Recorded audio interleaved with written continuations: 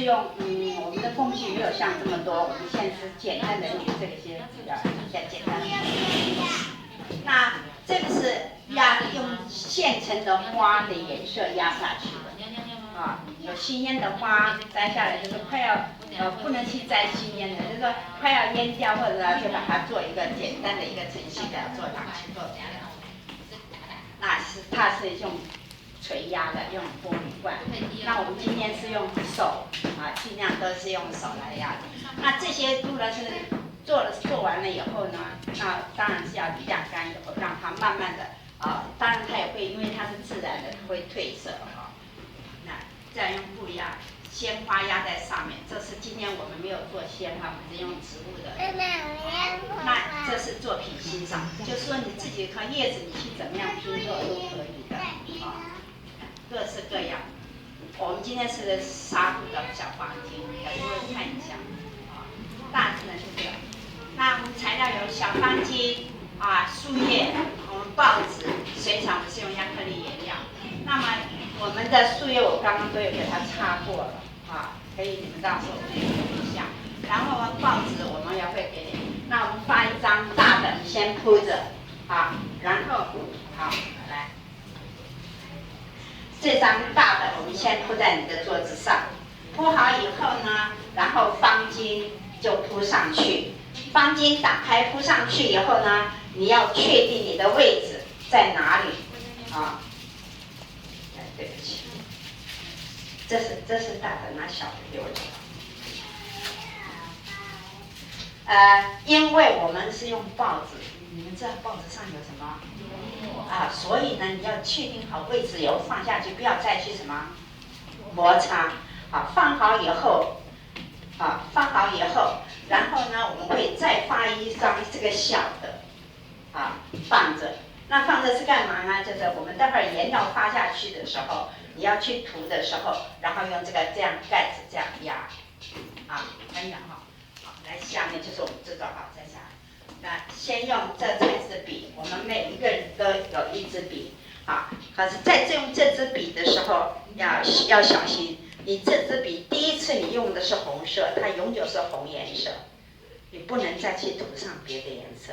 那因为一个每一个人里面我们都有笔，你是特定的颜料呢，我们会把它挤在这里，红的、蓝的、黄的，可是不能混在一起，混在一起就变成什么黑色了我们知道黄的加红的就变成什么橙橘色，对不对？那你就可以这样自己去配合颜料来。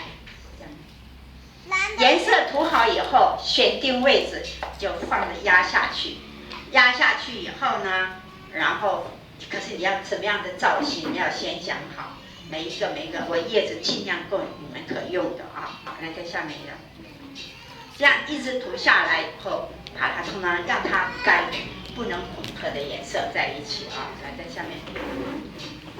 这是他们用的因为蓝紫色、黑紫蓝的和我们的拼出来就是紫色，然后它就涂上去就变成这个颜色。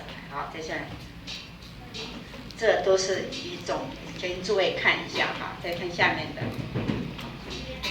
放上去以后，我这里都有水，水我没有放多，所以你干了它很快就会干的人，也放一点点水就可以让它稍微稀释，它脸部它才容易吸收。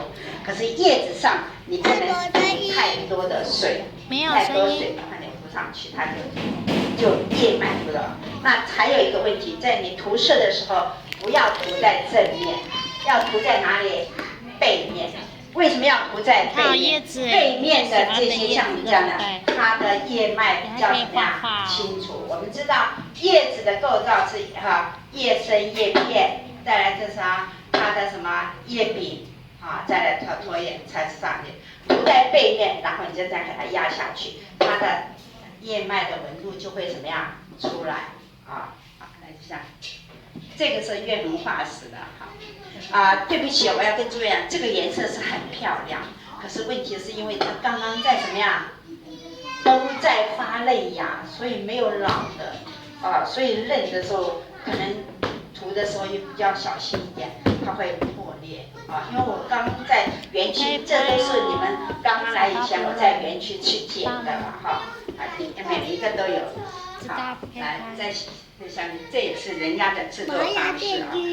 那现在因为有小朋友可以的，那我今天临时想到用这个蕨叶把它拆成这样，然后呢让小朋友涂在背面，然后呢叫他去压，这是蜻蜓的什么翅膀，然后你再帮他点2个眼睛，就是什么蜻蜓，这样他们可以做。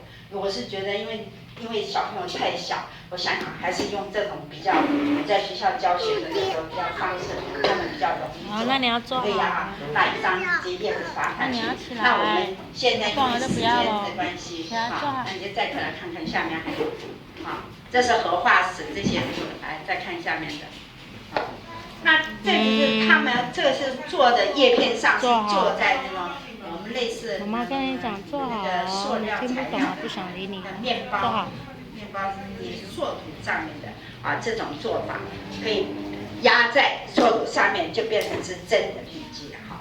这种就是说，我现在讲这个，就是你们可以回家应用上。你小朋友在学校都会有人发那个纸粘土啊，纸粘土你如果在家的话，像这么小最好了。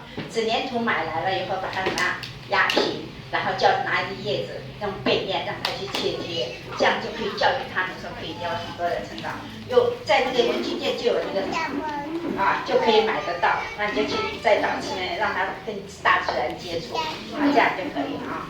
因为看得太小，我就想说跳脱大人的思维来这个话，好，这是下面，好，谢谢。做好。